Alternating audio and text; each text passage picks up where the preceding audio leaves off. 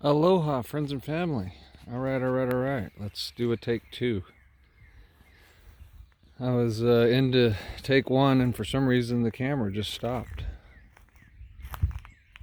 recording. So I have to do a little recap, I guess. But basically, what I was saying was all this stuff out here was going to be thrown away or was kind of in the scrap heap pile or whatever. So I just took parts and pieces, and stuff's given to me. All the stuff was given to me essentially. And then I just get that doubled up. It's real rough. I'm not trying to make it beautiful per se. I think it's beautiful when it's all covered with plants and being used. So the skeletal structure is not that important, but you do want it to be structurally sound. That's the only thing.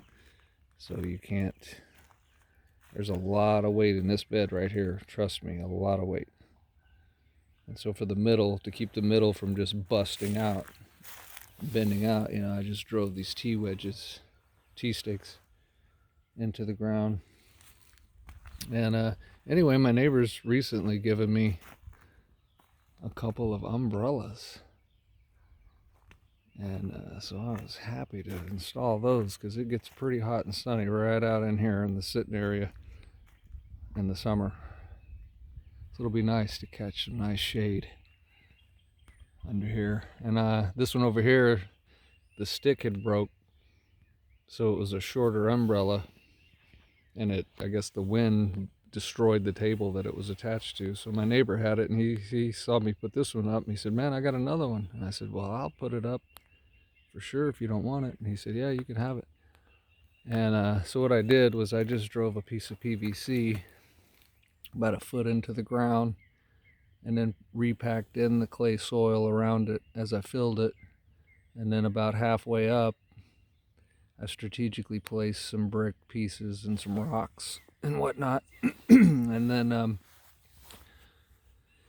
packed in on top of that. And then when I got to the top, I got 3 bigger quartz rocks I'll show you my quartz pile, it's over there, and packed them in around the top. And then for my stick depth, because the stick would just drop clear down into there and it would be too short, so I just drove a couple of bolts across it to hold the stick up, and then up here I just put in a couple bolts to give it more stability. But this thing right here, she is solid. She is solid. Of course, I could have concreted it, but again, I'm doing everything with what I have on hand, so I use what I have available and make it work. And we moved the tent. Pretty cool to come in here when it's raining. Because see, this is the only place I could come outside when it was raining, and I like to be outside when it's raining, but I don't want to get soaked. So these umbrellas are going to be really sweet for that purpose too. I actually sat out here a couple days ago when it was raining quite a bit, but it was cold. But I didn't get wet. I just stayed under the old tent. But anyway, she's in project under construction. I basically have 1 acre lot here, and the whole thing will just be a big garden of some kind by the time I'm done. And I got to put some more chips over here to cover this tarp. And there's a big hole in it right there, which something will probably be planted in at the back. I'm thinking about banana. Be cool to have some, big banana leaves sticking up right here. The banana tree. I do have another banana tree over there. Can't see it from here, but it's variegated with like a purple, real deep purple and green, like a camouflage pattern on the leaves. It's really cool. I've put it in a video a while back when it was smaller, but anyway, I had it in the house, in the kitchen, all winter. And she wasn't doing so great, she wants to be in warmth and sun. And she was in the door. She was getting some light, but it's just not ideal conditions. So she's outside now. she's permanently gonna be outside. So yeah, it'll die back to the ground every winter, but then it'll come back every year and get bigger every year. So I can't wait for that. That's gonna be cool. Seedlings are coming up. I got all that greens harvested I was telling you about. Gave the majority of that to my neighbor because I already have freezer bags in my freezer full of chopped up greens, assorted greens. And I just pull that out, throw that in a stir fry. Real quick, real easy, and real healthy, and real delicious. But I want to talk about money today. There's the compost pile, piling up. Here's my quartz pile I was telling you I'd show you. All kinds of different quartz rocks from, around here, found in the woods and all around.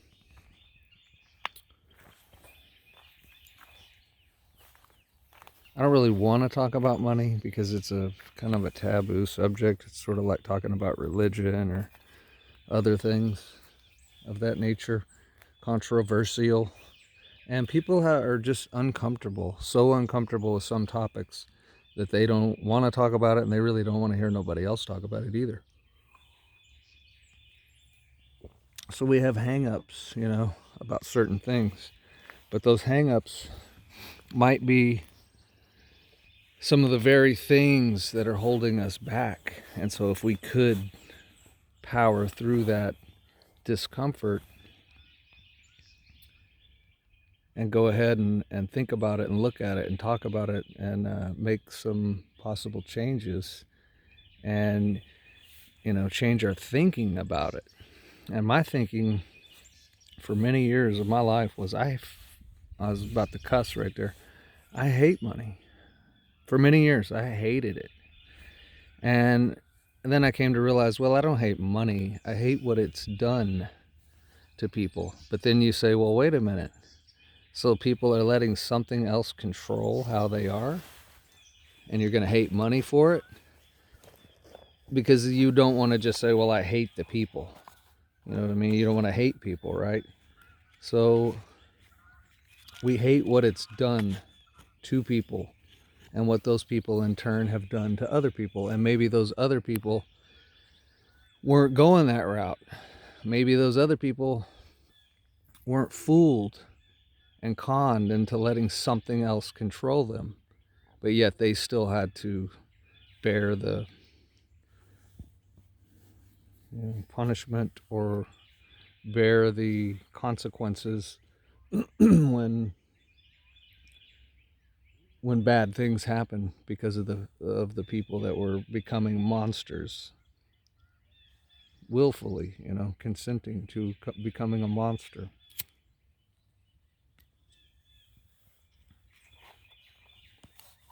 So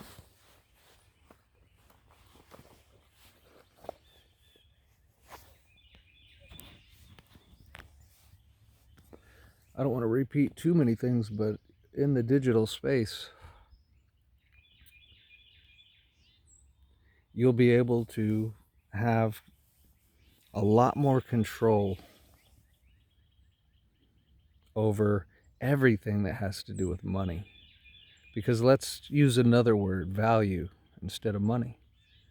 Value. Now that's something you can get behind, isn't it? Value. Everybody likes value, right? Everybody, now of course we all have different thoughts of what we think are valuable. But just the general, value, because we all have different things that we value. And it's obviously different for different people. But to express that value in the 3D world, you're dealing with money. Or we could now say you're dealing with currency or cryptocurrency, because that's going to be the new expression of value in the digital space. See, once you understand how the reset, what that means, what is actually going to happen, this transition, it's not so scary. There's a lot, there's just, change is scary. Change is scary. So it's going to scare a lot of people.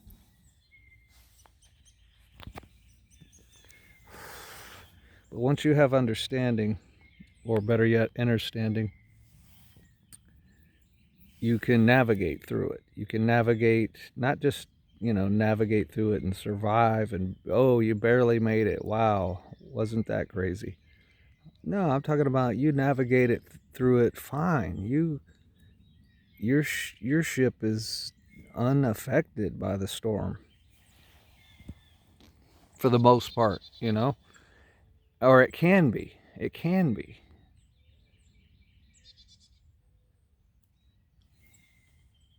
And what don't we want that? I mean, I think we all want that. Who wants to be in a raggedy little ship out in a big storm? You're gonna feel pretty frightened unless you have the ability to speak to the sea and have it do what you ask. Do you have that ability? Do humans have that ability? Do we have that kind of say so? Or did we have it and then we lost it? Or did we always have it? And we just had people that reminded us along the way because we really don't believe it. That's the whole trick to this game.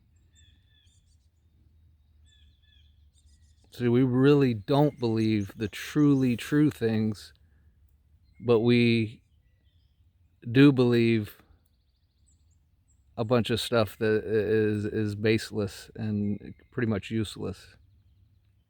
So we're willing to believe that, but we're unwilling to believe the other,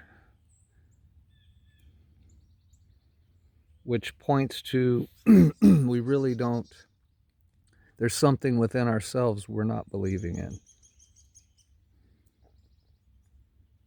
Because if we could discover what that something is within ourselves, we would believe it. We would know it. We wouldn't have to believe it. See, that's why I say I'm beliefless. We have to go beyond believing things, because believing things means you really don't know. You're just believing it and hoping. And there's nothing wrong with belief and hope, but there's something beyond that.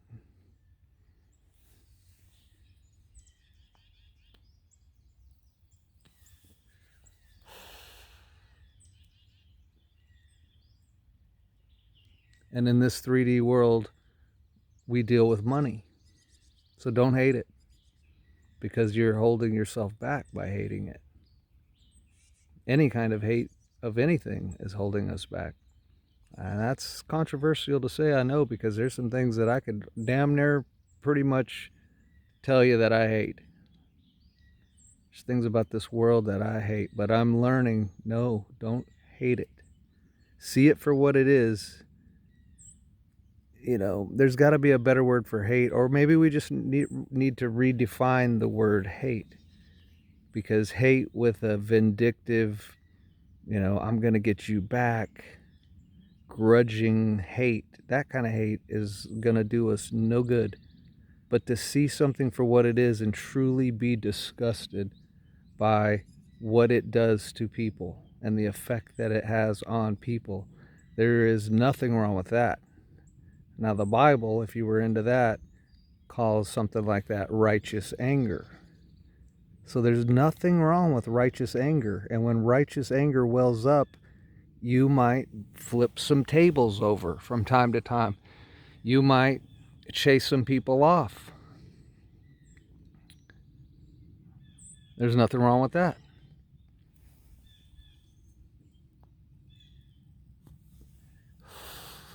So I guess we could sum that up to say, when evil becomes overbearing, we finally have to take a stand, whether it's individually just with yourself in your own life, or if it's more collective. And see, in the 3D world, we couldn't really make a stand of any kind. Nothing was, nothing worked. Nothing really works. But that's changing. How's that changing? Because we're moving into the digital space where things of value that mean something to us personally will be the things that we can support and we can engage with and we can do business with, if you will.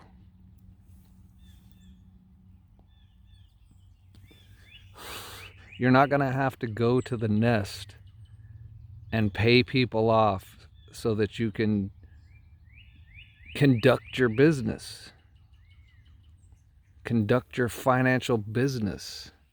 These people are not just going to be stealing from everybody blatantly. And how do they do that? Well, they bring a case against you. Now you got to spend all this money in courts. Then you get all these fines, and then you pretty much continue on. So what was that? That was a shakedown. That was a heist. That was people in the Nest that have had the control going, we can punish whoever we want. We can rip off whoever we want. We can do whatever we want because your whole system supports us and funds us. So we're going to defund the Nest. And I'm not just talking shit, man. I'm telling you, this is going to work. This will work. This will work. We're going to defund the Nest. When you defund something, its power goes away.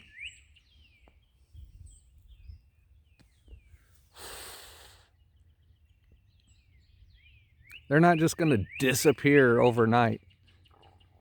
That Nest is well established and the people in it are well established. It's not just going to disappear overnight, but it has been set way back. And you, my friend, we, my friends, have been set way forward if we can but see it, discern it, and then act accordingly.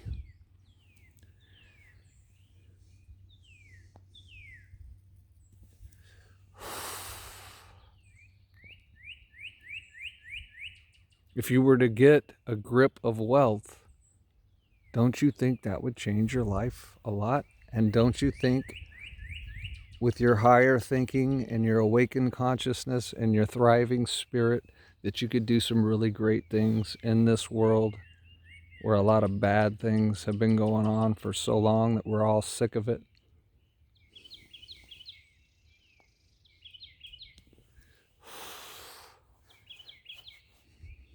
If you can't know it yet because you don't have enough research done, then you can believe it, at least. Believe for it. Believe that it's possible, because it is possible. And after you do the research, and after you make certain changes, then you will know it. Then you will know it. And then you will see the change that's coming in this world for the better. Even though you got mainstream always talking the same game, that it's going down, it's the end of times, and it's always negative, and it's always bad for you. The outcome is always bad for you. Where's the news that tells you about the great things up and coming, forthcoming? You know, you have to go to my shadow banned channel where less than 100 people will see the video.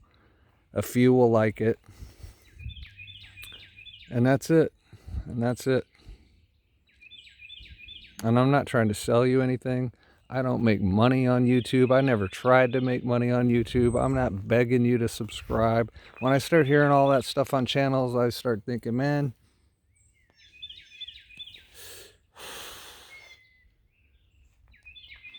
it starts to feel kind of selfish. You know, like that's all we're worried about. And yeah, this video is about money and I'm talking about money, but we can't lose sight of the real purpose and meaning and everything else in the midst of the game.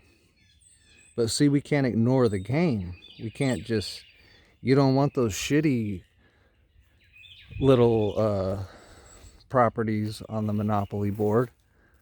Maybe you won't have Broadway, but you'll have some good ones, and you can have some good ones. And maybe you will have Broadway and Park Place. And all of you are going to pass go and collect $200, and nobody's getting sent to jail to have to wait for 2 rounds to go by. Right? Because we've all been afforded the opportunity, if we would just see it, if we would evolve to this place ahead of the herd, ahead of the sheeple, ahead of NPCville. Because they're all still lost in the illusion of the Matrix. Until they wake up, right? Until they wake up. So for now, while we're waiting for them to wake up, get your game set, man. Get your positioning optimized.